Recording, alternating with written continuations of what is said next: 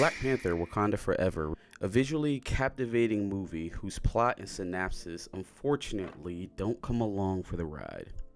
The untimely passing of Chadwick Boseman is felt throughout the film, not only due to the death of the franchise's title character, T'Challa, but also because it is the direct motivator of the film's protagonist and a few of the side plots as well. The film admirably attempts to recapture the epic level of blackness shown in the first movie, and even delivers in some regards. We start off the movie with a setting up of what happened to T'Challa off screen, which is then followed by a very controversial funeral scene. Considering all of the to-do about including a funeral scene to ensure that we were honoring Chadwick Boseman and to give people the proper chance to grieve, and the many people who tweeted about the emotional toll that the scene had on them, the funeral scene in the beginning of the movie was very minimal, if I'm being completely honest, and if it was a must for the studio to do so, honestly, from my standpoint, I expected much more. The heavy focus of the women of Wakanda in this film didn't play as large of a detriment as much would lead you to believe.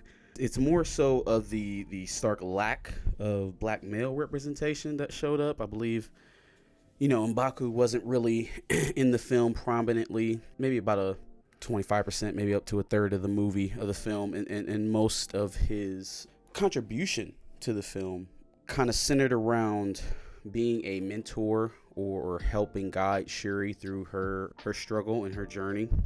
The heavy focus of the women of Wakanda, so your Nakias, your Shuris, your obviously Queen Ramonda, who carried a lot of parts in this film, didn't play as big as a detriment to the film as many would lead you to believe. To me, it was much more the stark lack of black male representation that was more jarring for a franchise that had captured such a seamless chemistry for both of the demos in the 2018 movie for the first one. Even though a lot of times, you'll find people saying that the women stole the show in that movie, and which I would tend to agree with, the balance was there. They were able to make everybody feel seen in a way that I feel like this movie did not. Looking at M'Baku's character, I would say the thing that struck me out as weird about this movie is that oftentimes M'Baku would show quite a bit of arrogance. However, the problem with said arrogance is that he wouldn't show up to back up what he boasted. The amount of times that he showed up on screen, which mind you were very sparse, were usually met with either M'Baku bragging or making jokes at the expense of others and exclaiming how he would be better in the position, or just losing in a fight in general. To add to that, I would agree that there was a much better balance in the first movie between the two, simply because when we did get any semblance of black male representation in this movie, it lacked any sort of power, substance, weight, energy. The two examples of black male representation that I can think of at all would be from M'Baku and a Kamaru Usman cameo. I would like to state that because of who these two people are in real life, that this would mean we would get some sort of command or authority, or just any real substance. And unfortunately, when met with these two, we get what I mentioned earlier of M'Baku and Kamaru Usman failing to keep the Queen and Shuri safe. So both times black men were presented in this movie, they failed at their job to protect and or provide for their community in any way. Angela Bassett's performance is truly one for the ages. In my opinion, she accomplishes something that the newly minted lead, Princess Shuri, kind of struggled with at times in this movie, which is carrying every second of her screen time with extraordinary command and reverence. You felt Queen Ramonda at every minute of this movie that she was in it. Every time she was on screen, even if the story wasn't specifically highlighting something for her, she still carried the day. But I believe that's telling of the experience Angela Bassett had as a lead actress in a movie. The prowess and expertise one gains through being in the position to lead a cast in a major film, or even just playing a powerful character in general, is something that we already knew of Angela Bassett. Letitia Wright is just not there yet, and it showed throughout this movie. While it's possible for her to get there, throwing her into this role amidst the tragic passing of Chadwick Boseman was a decision that I feel that most already felt like was a bad decision going into this movie, let alone seeing it in the film. The early UN screen was truly one for the ages. There truly isn't a more respected or beloved black female actor, I believe, in Hollywood, and she certainly shows herself worthy of that title here in the film. The only disappointment of her performance to me was the untimely death in the second act of the movie. People have talked about the reaction to this in the film and how people reacted while they were watching it live in the theaters. We've also gotten a little bit in the aftermath of the film coming out with Angela Bassett, telling us about when she was told that Ramunda was going to die, when she found out, and how she had that disagreement with Ryan Coogler about it. I definitely think that this was one of the low points of the movie.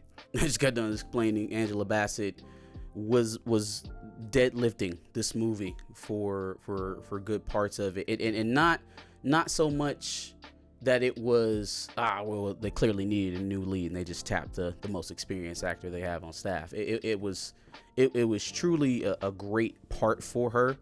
I think a lot of her anger made sense. I think a lot of her emotions around what was happening made sense. That she's feeling this immense loss. We're not 5 years removed from her husband being murdered. Now her son gone, her daughter wrapped up into her work to try and cover up the grief. So she's a very hurt and tortured person, but at the same time she's still a mother and has other people to worry about and care for. So I do think this was a very dynamic character from Angela Bassett.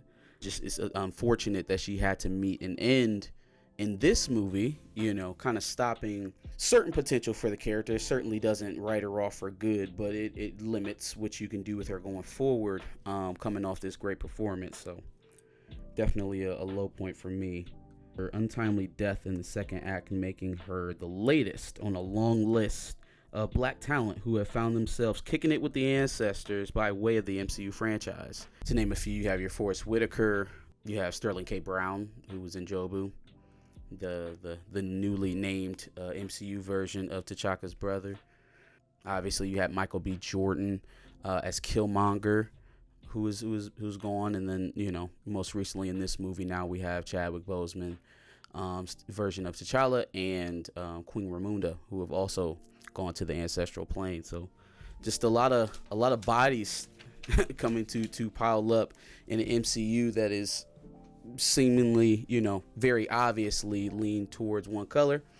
So it's unfortunate that the result of this movie, and the first, to be honest, results in so much of these characters being just kind of boiled down to fodder to drive the plot forward. It kind of is a disappointing result of what a lot of people had a lot of hope and potential in as a franchise. The Queen's death seems cheap to me, specifically shoehorned into the plot to add motivation to Shuri's ascendance. As if losing her king and blood brother and father in the previous film wasn't enough motivation. My initial reaction took me out of the action of the film for a while. It actually wasn't until the final battle scene on the Wakandan warship, where I stopped asking myself, why did they do that exactly? Like, why did that have to happen, especially there? Definitely another pinpoint of the writing and whether or not it is necessary to go to red alert level on the impact of certain things that happen in your narrative going through.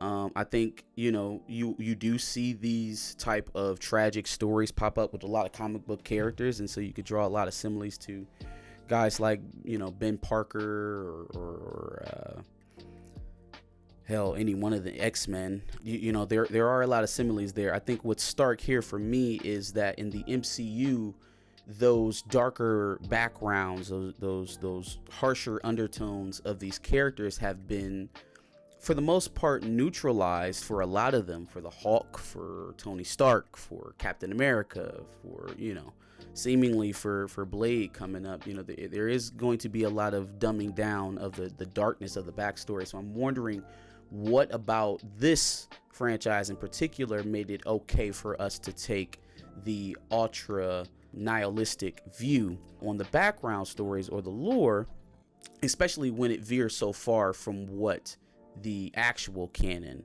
has provided. The score and the cinematography are the most consistent holdovers from the first film. The same vibrant colors and heart-pounding sounds are ever present in Wakanda Forever. The scenes in Talokan are some of the best frames from all of Phase 4. I have no issue with the cinematography and the score for the movie. I believe that Coogler has proven to us that he can set a beautiful scene, and we were able to see how beautiful of a place Wakanda could be in the first film. how colorful and vibrant, how tight knit a community, and even despite their insistence on keeping Wakanda a secret, how welcoming and warm a country like Wakanda can be. My gripe here is, for a movie titled Wakanda Forever, I don't think it would be remiss to ask for a deeper dive into Wakanda, to see and hear things of the country that I haven't before. An opportunity was here to do a lot of world building that was replaced by Marvel's incessant need to push the rest of the MCU into this movie. I desired more of Wakanda than an ad for the Thunderbolts or Ironheart. Also, before going into this movie, I was under the assumption that the thing that made Wakanda so powerful was the fact that it was so rich in vibranium, a resource so rare and valuable that Wakanda concealed itself from the outside world.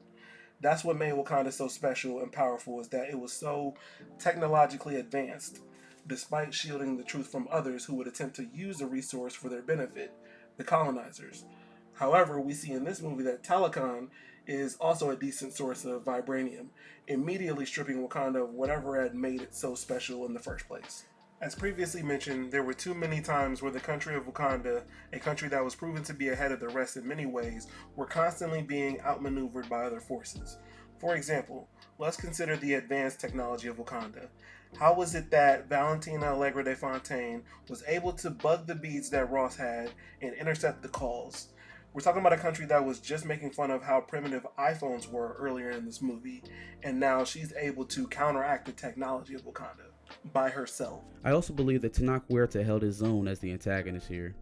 I only took issue with the character's motivations at times. The hunt for Riri Williams and her vibranium finding tools didn't make much sense.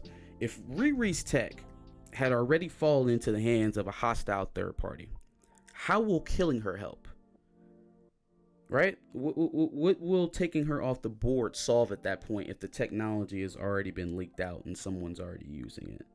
How would that stop anyone else from getting it again, right? So obviously Riri didn't give it to them. She didn't sell it. Someone was able to find it after she published her project at MIT. So anyone can have this information now. Killing Riri Williams doesn't.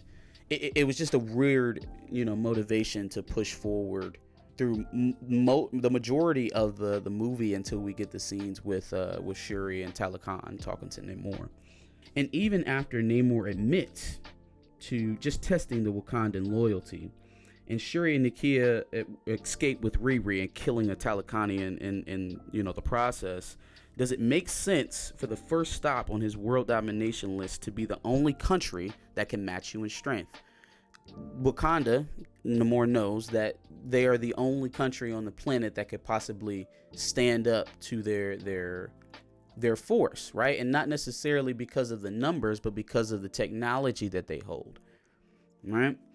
And so does it make sense now to goat them into a fight, almost essentially start with the hardest task of what Namor describes as a world war against the surface world with the toughest opponent, right? Like you kind of got to march your way through. You kind of have to take it a little slower than that, I would think. I mean, you swing at the Wakandans, one shot you miss, your entire fight is done. It's been neutered. Maybe we start in Switzerland, since we can use the sea essentially for any attack we need to launch, and we also outnumber most of the countries as well.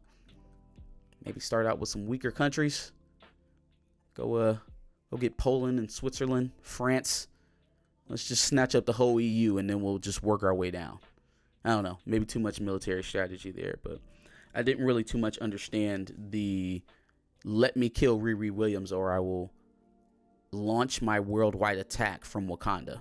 With the length of the film coming in at almost half an hour longer than the previous film, and with the obvious feeling that there was something missing from this film to give it any real direction, it almost seemed at times that they tried to fit two different movies into each other, along with the previously mentioned ads for Ironheart and Thunderbolts. This was made ever so prevalent when we got Namor's origin story crammed into the movie, and it produced feelings that maybe we should have gotten his origin film before using Wakanda to bring his story forward. A plot akin to a slave rebellion movie being told from a Central American perspective may have been slightly less awkward than stuffing it into a Black Panther movie already struggling with other troubling tropes. There was a common yet very incessant desire desire of the writers to highlight the fact that the king is dead, the Black Panther is gone. If this line and similar lines had passed by once, I'm not sure that they would have presented any real problematic theme.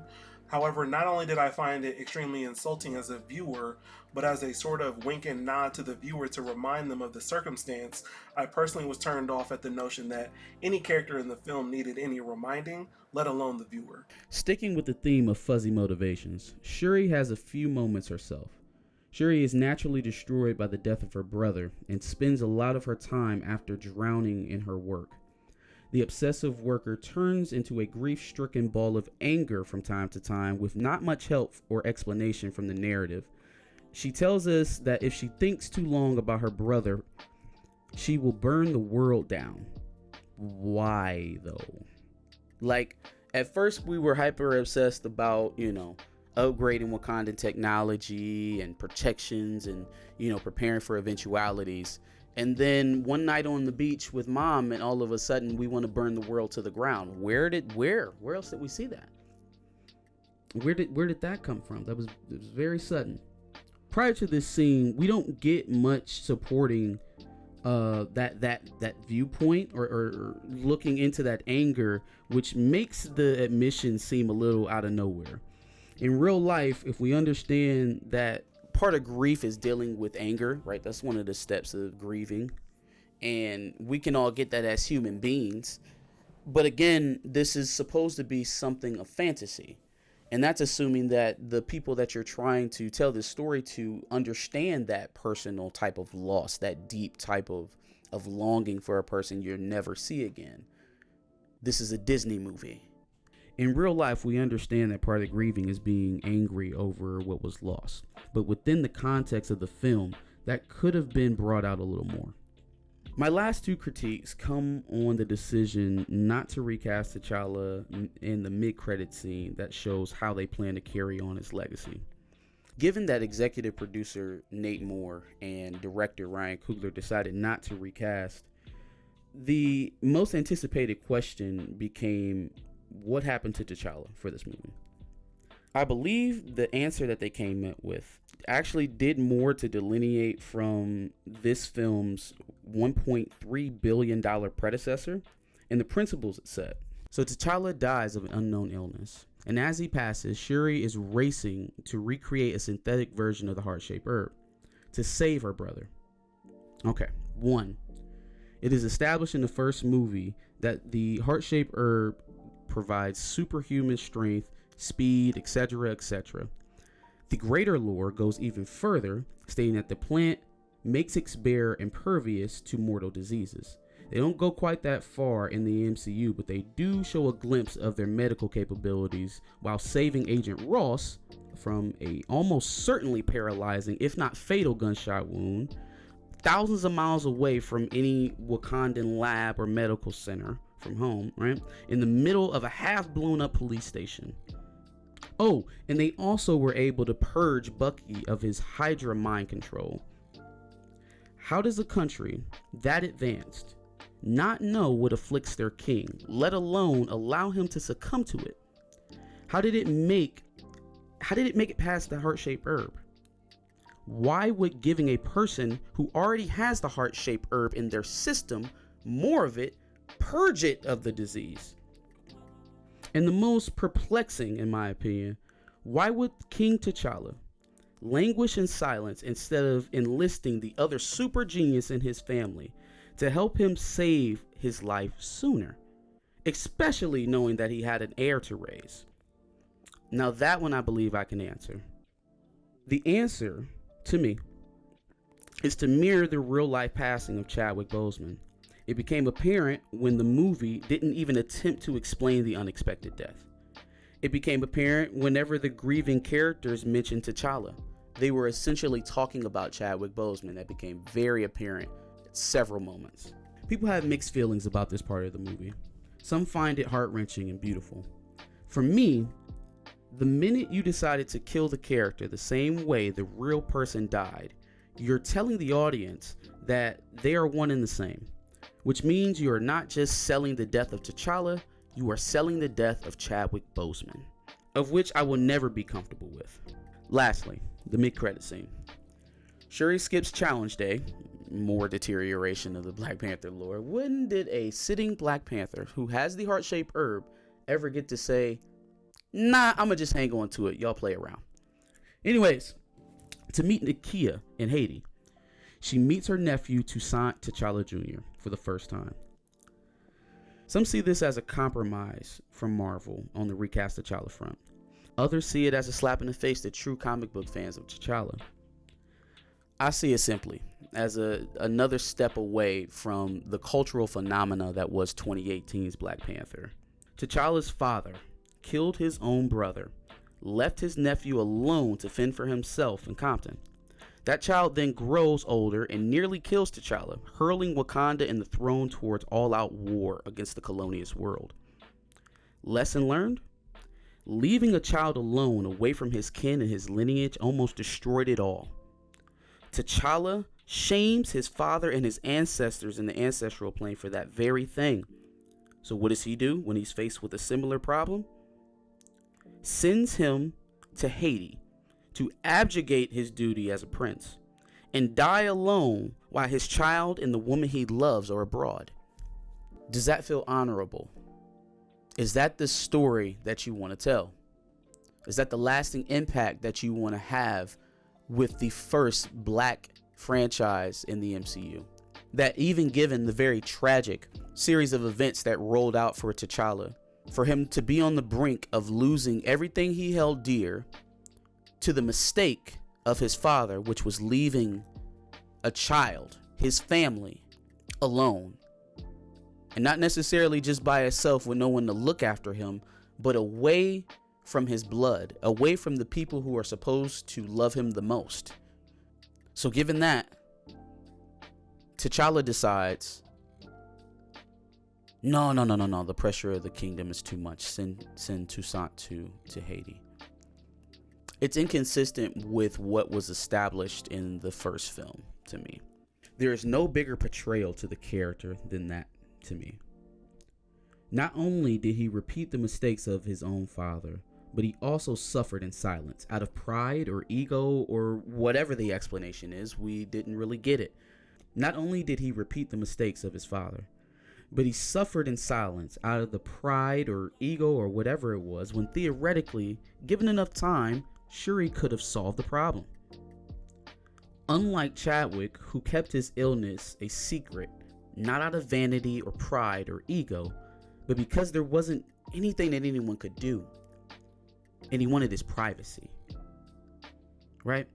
He wanted privacy in his final days. Not to be paraded around as a plot device for a $1 billion film. Or 806 million.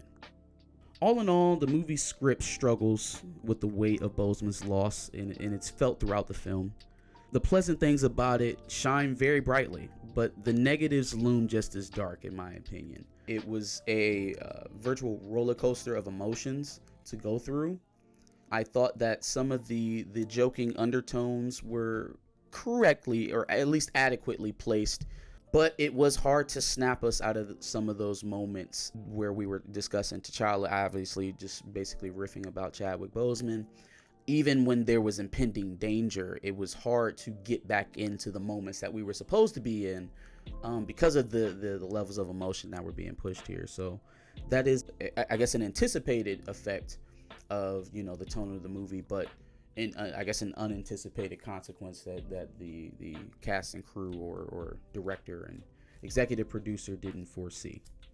Funny enough, despite all of the glaring mistakes that this movie made in direction, writing, with the clear plot holes, varying degrees of acting, and the obvious choice of recasting T'Challa, from a standpoint of decent cinematography and soundscaping, and ability to at least get through a story without annoying me with constant, incessant jokes as Thor did, this is probably not the worst movie I've seen, probably in all of 2022, but doesn't even come close to the original Black Panther, and that's ultimately a disappointment for me. I give it a 6 to maybe a 6.5 out of 10. So for me, I think that I'm going to give this movie a 6 out of 10, and that is about the best score that I can give it because I don't plan on rewatching, at least not anytime soon.